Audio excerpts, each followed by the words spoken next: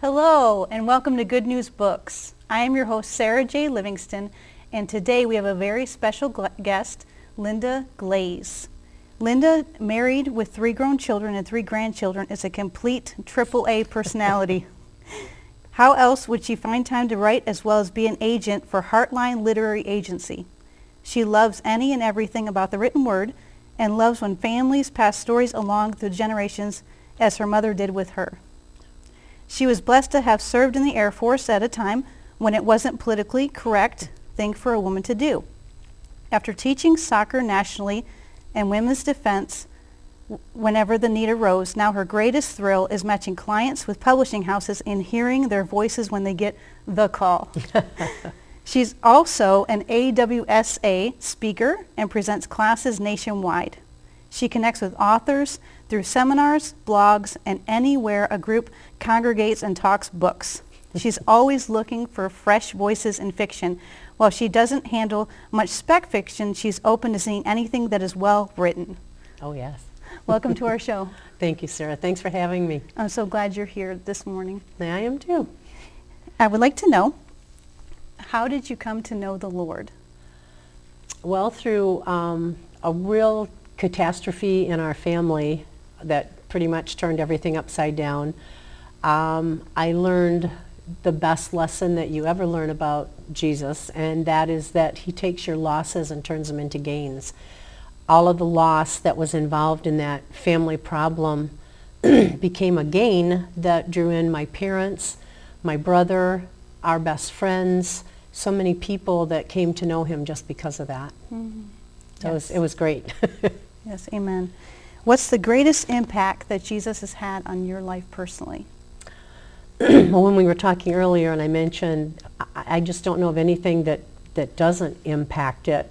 Yeah. But I guess probably the greatest was the idea, right after I was came to know him, was the idea that at any moment, even though he knew he was coming here for a purpose, at any moment in that time, he could have changed his mind and said no. And what would have happened to the rest of us? What would have happened to us throughout history and down through the ages if he had just, at the last moment, said no? Mm-hmm. So it was that realization, and that just changed my entire way of looking at everything. Yeah, that he said yes. Yes. Wow, that's really profound. Well, I don't know that it's very profound, but it was just one of those things when I was sat there reading as a baby Christian, and I'm reading about the crucifixion, and it just hit me, what if he had said no? Yeah. That just made a difference. We would have all been lost without the Lord. Yeah, thank you, Lord. How long have you been writing? Oh, gracious. 23 years. Well, I can't really say just 23. I got an assignment in 8th grade and wrote the cheesiest, craziest, silliest story you can ever imagine. But I think I was hooked at that point. And then I went out and had life and got married and had kids. And then through some different things that happened, I decided I really wanted to sit down and try to write a book. And that was probably 23, 24 years ago. Wow, that's wonderful. Yeah. What made you write that first story? Kind of a funny story. We were on our way to Chicago to visit my husband's parents, and the girls were in the car with us. Our son, I guess, had stayed home for work. And my oldest daughter and I loved Mary Higgins Clark. We just devoured her books as soon as they came out. So she had Mary Higgins Clark's latest book, and it couldn't have been 50 miles into the trip, and she said, I'm bored. I just finished it. What am I going to do in Chicago? I won't have anything to do. And I just drew out a tablet of paper and decided to scribble out a story the rest of the way there. Wow. And I ended up with about 60 pages of really terrible writing. But I gave it to her, and she thought it was the neatest idea to actually have a book that her mom had written to read over the weekend. And she liked it so much that when we came back home, I decided to try to put it into a full novel, which I did. Wow. It's really terrible. Oh, I don't know. It's I don't know. Really You're terrible. One of my favorite authors. It had moving body parts, hands creeping around corners, all the things that writers should never do. Yeah, I kept the copy just to keep me remembering how it was. So you can see the progress. Yeah, me too. To see the progress. Yeah, yes. I know what you're saying. How long did it take you to get published? Oh, 18 years, I think. Because I'll be real honest. Okay.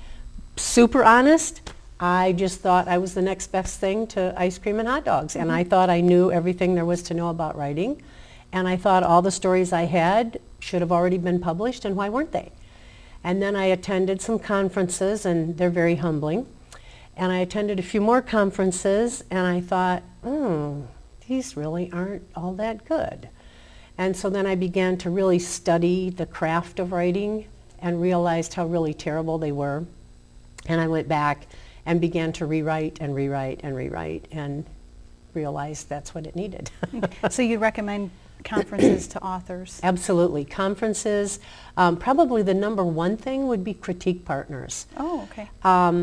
You can find those in organizations. There are two really amazing organizations for Christian fiction writers in particular. One is ACFW, American Christian Fiction Writers. The other one is Faith Writers. Faith Writers, you can, I think you can still join for free. Okay. And through these organizations you can hook up with other writers as critique partners, and it really helps you, especially if you get a mixed group. Ours had brand new writers in it, people that were just about ready to be published, people that were somewhere in the middle. And when you have a complete group like that, you can really bounce ideas really well, and you help each other with your writing. It really helps. I mean, it's like having like a lay editor working with you and really keeping you honest with your work. That's great, because you're both headed towards the same goal. Oh, absolutely. So bouncing it, and knowing that there's that liberty to let the other one know, well, we need to work on this area, you need to work on this area. Absolutely. Like if I ever get criticism from anybody as far as my writing, I'm like, oh, thank you, Lord. You know, because everything that input that they give me makes it that much better. Oh, absolutely. So I really like that. That's one of the reasons I like the mixed groups of different levels of writers. You might have 2 or 3 people that are absolute grammar and punctuation, you know, fanatics, and they can really help in that aspect.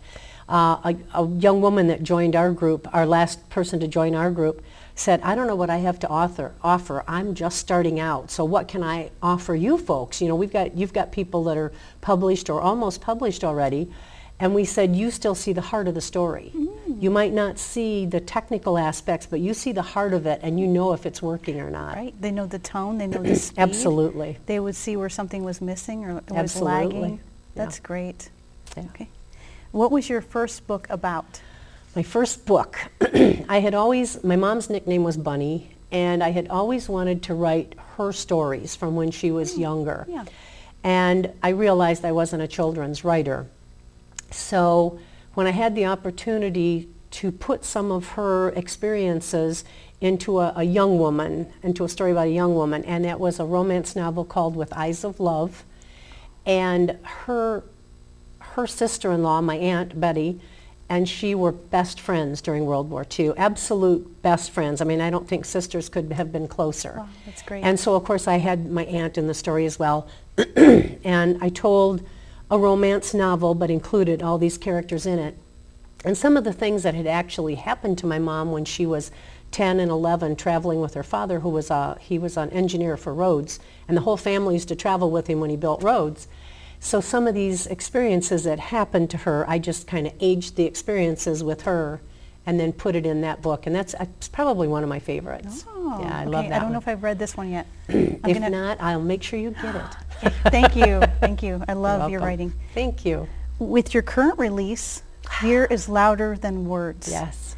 What was the catalyst for this story? It's so good. Oh, I love it. Well, thank you. I was sitting in the doctor's office. This was 8 or 9 years ago. And Time magazine did an article about designer babies. There was a picture of this cute little baby with electrodes all over its head. Wow. And it talked about whether or not, with us knowing about DNA and such now, was the future going to be designer babies? And I thought, well, that's a really interesting concept. How could I tie that into a story? And then at the same time, I just got an idea for a suspense, because that's where my heart's at, is in suspense. A suspense novel about a young woman who's a conservative talk show host. Maybe a female Rush Limbaugh with softer edges or something, something like that. But a very conservative talk show host. And I thought, how would her life play out, you know, if she were the host in the Detroit market? And so I started to write the story, and then into it came this idea of the designer babies. If there were a clinic that, for some reason, all the babies that came out of this clinic were smarter, cuter, all of that kind of all rolled into one. And then I took the Detroit political climate as well and tied it into it. And she has a stalker in the story, and we don't ever know until the end where it's all coming from. And that gave me the idea. But I wanted details. I wanted to be sure it was correct. So I was so lucky. The story had been done for about a year and a half. And out of the blue, I just decided to call Bob Duco's producer. He's the talk show host in our conservative host in the Detroit market. Yes. And she was willing to let me interview her and get information. And so I sat down and I said, could a stalker really hate someone bad enough to go after them? And she went, oh, absolutely. And so I won't go into all those stories here, but I mean, I realized that this really could happen to someone in that position. And she was so kind and gracious to share all that information with me. And it just really validated what I had written. So, I mean, that was how it came about. Yeah, and a lot of things that most people don't know about authors is that authors have to almost become detectives. Oh, sure. Because we have to like to say say it's a time era, it's the 70s. You have to research the clothing and the slang. And with the talk show host, you had to research her role and what she would have said on air, or how she would have acted. And it's funny you say that. We had in the first book that I told you about, With Eyes of Love, I desperately wanted to bring some of the era details into it. So I really wanted to use Rosie the Riveter, and I wrote her a comment into the story, and then when I looked it up, I realized that my story was 6 months ahead of when Rosie the Riveter came to be. And one of my very young critique partners said, oh, who cares, who will know? And I said, I'll know, it's not correct. And she started to laugh, and she's since started writing historicals and is a fanatic now. And then one of the other things was the Burma shave signs. I don't even know if you remember those, but they'd be along the road and they would give all these little bits of advice and sayings. And I wanted one that had something to do with marriage or being engaged. And so I looked up all the Burma shave signs for that time period, and I found one that said, he proposed. And so that was able to go into her slice of, Americana, and it makes the book a little more real. Yeah, you're right. We turn into detectives and researchers. There was one part in my book where the character is stuck in the car, and they had to bring out the jaws of life, but there were not jaws of life in '68. So I had to call the fire chief at the local fire station, talk to him, and it actually was called a hydraulic porter power. I believe that's correct. Goodness. And so we had to change it to that, but that's awesome. Yeah, it's fun. Sure, it's nice when you can put those details in a book. Because for some readers who would never pick up a history book, they'll pick up a historical fiction or a historical romance, and you want them to take more than just the romance or whatever type of fiction it is away from the book. You want them to take away some knowledge too. I mean, books aren't just for entertainment; they're also to teach. If you're kind of combining everything. Yeah, I like that. Why a story about a conservative talk show host? Oh, I'm not sure how she first squeezed in there. I had just read, believe it or not, I had just read an Ann Coulter book or heard an interview or something, and I thought, wow, she really must have a lot of people that are not happy with a lot of what she's saying.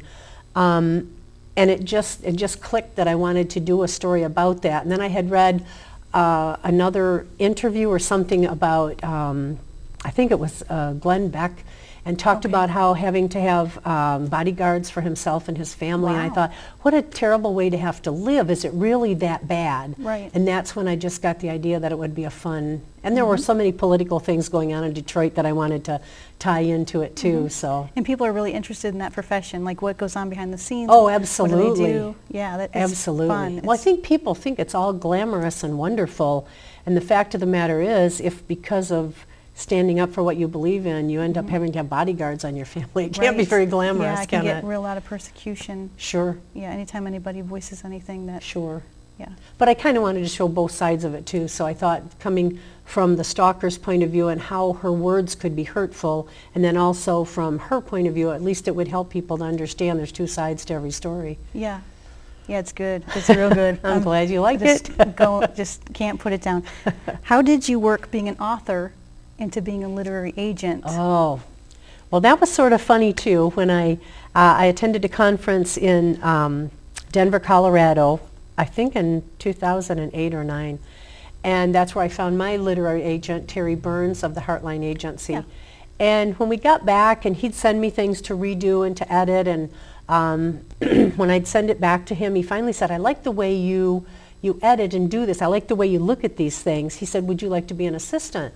And he says, I'll send you some proposals to look at and kind of teach you about the industry and such. And I thought, well, sure, that'd be fun. You know, when I'm not busy writing, that'll give me something else to work on. And I really liked it, really enjoyed it. And then an opening came up at the agency he worked for, and he said, why don't you talk to Joyce and see if, and I said, well, what do I have to offer? He says, well, you've been working with me for 2 years. He says, I've taught you everything I know. He said, and he thought I had a good eye for books, so we'll find out. But she took me on as an agent, and I've loved it, really enjoyed it. What all does it entail?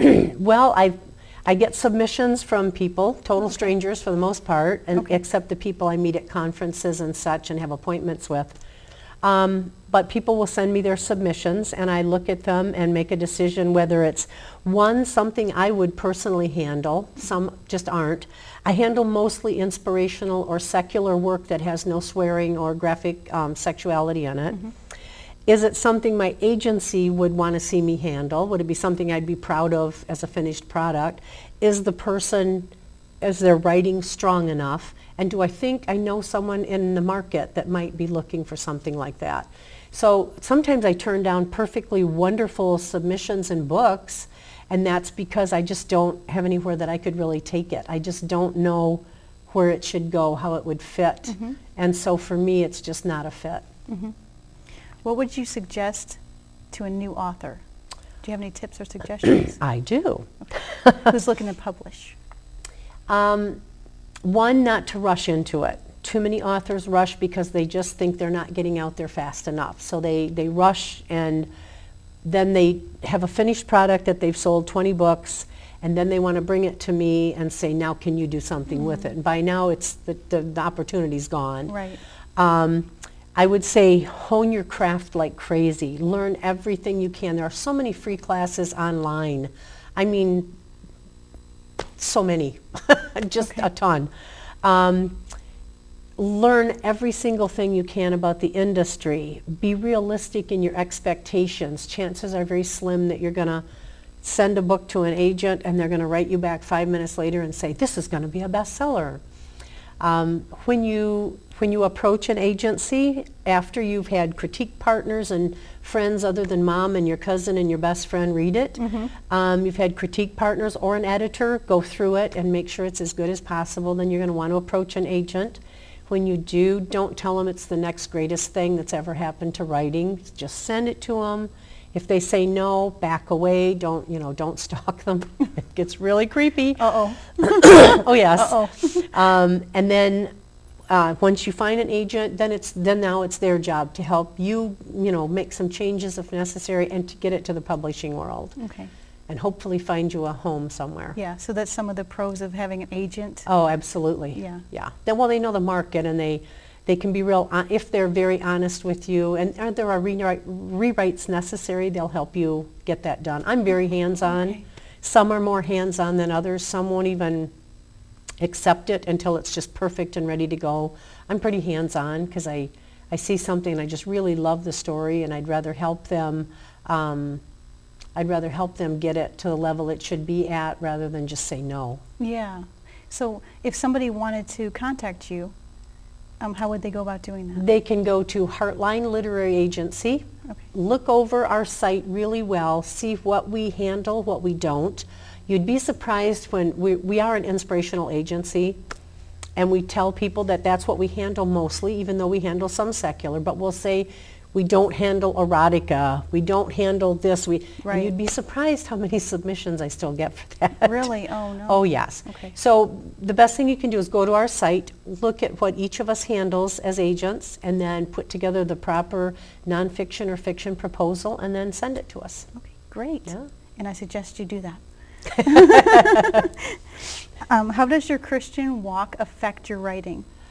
At first I wrote secular. I wanted to write like Mary Higgins Clark. I really did. And I just wanted it to be clean fiction, but secular fiction. And I had two friends who just kept telling me, you should be writing inspirational. You really should. You should write inspirational. I said, no, I really don't feel like I'm called to do that. I feel like I'm called to write clean material for the secular market. But nothing ever happened. I had a few doors open, a few agencies, a few did certain rewrites and this and that, but I know what was missing. They wanted a larger, they wanted more secular in it than I was willing to give. Yeah. And so I finally decided, okay, I'll try it. I met the senior editor of Zondervan's at a secular conference that I attended. He was doing a small Christian workshop. And I thought, well, I'll just go in and listen and see. And very nice man, really helpful. Looked at the work for a few months before he said no, it was too secular for Christian. And he sent it to HarperCollins, their sister company, and they said no, it was too Christian for them. And I thought, I'm sitting on the fence post. You're I'm teetering, just, yeah, right there in I'm the middle. trying to not do one and not do the other, or to do both. Yeah. So it was at that point that I jumped to the inspirational side and decided to write. So it affects everything. It affects how your characters move and breathe, and I prefer to have a subtle message, not a beat you over the head Christian Same here, message. yeah. In fact, this last one I think was still a little too strong a Christian message. I think it could have been done a little more subtly yet, but I think you handled it. I hope it's getting beautifully. there. Oh, thank you. Yes, you did. Yeah. It's just intense, edge of your seat I kind hope of thriller, so. and you're like, wow. I hope so. That's what that's where my heart's at, is with the suspense. My Yeah. favorite. Yeah. Is this your first suspense novel, or? I put a little bit into my others that I wrote, the real sweet romances that I wrote. In fact, I got told a couple times, oh, you're really not supposed to get quite that, intense in these books. They're just sweet romances. And that was a little disappointing because I Yeah. really love the suspense angle. No, I have 5 more suspense novels that all need to be rewritten, but that are waiting right now for me to do something with. Okay, great. Yay.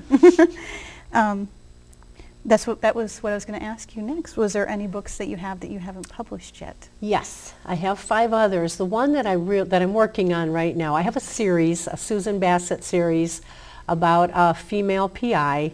I guess you could say an inspirational Janet Ivanovich, although I hate to even put her name in league with mine because she's just a brilliant, brilliant, brilliant writer. But it would be along that line. It would be a character who's a Christian, but she still faces everything that every other PI or person has to face. That's a series I'm working on. The other novel that I'm working on is the story of a mom who took her daughter to a birthday sleepover. And when she returned the next morning, the entire house was empty. All the girls were gone. No one was Oh my there goodness. anymore. Yeah. Oh, wow. That sounds intense. Love that one. I took my youngest, was 12, and I took her to a birthday sleepover one night. And we had literally a blizzard. It was a horrible one here in New Baltimore. In Michigan, that's hard to believe. Yeah, it was terrible. For our side of the state, it was a pretty big one. Yeah. And she, as I got her there, she goes, Mom, I forgot my pillow, and I got to have my own pillow. So I drove home, and I realized how bad the roads were already getting, and I thought, oh, this is bad, and this was pre-cell phone. Yeah. So I drove back her pillow, and that's when I got the idea, because I'm a worrier of the nth degree, and I sat there and I went, ooh, what if she needed me? Do I really know these people well enough for her to have a sleepover? What if she were younger and couldn't even call me? And I went home, and while she was gone that weekend, I wrote a summary of this story, and it's exactly what happened, only it was 5-year-olds going to a birthday party, and then the mom gets back, and the girls are gone forever. And now that it's been updated to today's, that was 20 years ago, now that I've updated it, it also involves human trafficking now, so Oh, okay. it could be good. Yeah, it sounds like it's going to be I hope great. it's going to be. Yeah. Yeah. Well, I just want to thank you as we come to a close of the show. I just All want right. to thank you for being here, and I just appreciate it. And I also want to let the viewers know where they can get your book if they're interested in ordering it. They can go to Lighthouse Publishing of the Carolinas, who's the publisher. Okay. Or you can go to Amazon and order it in hardcover or ebook from there as well. Okay, and the newest book, Fear is Louder Than Words, when is that due to It be comes out? out in December. Okay, and they can pick that up? That same thing, Lighthouse Publishing of the Carolinas or Amazon. Okay, that's great. All right. All right. I wanted to thank you again for being here. Thank you so much for having me. Yeah. And I would like to also say to the viewers to remember to keep sharing the good news. Amen.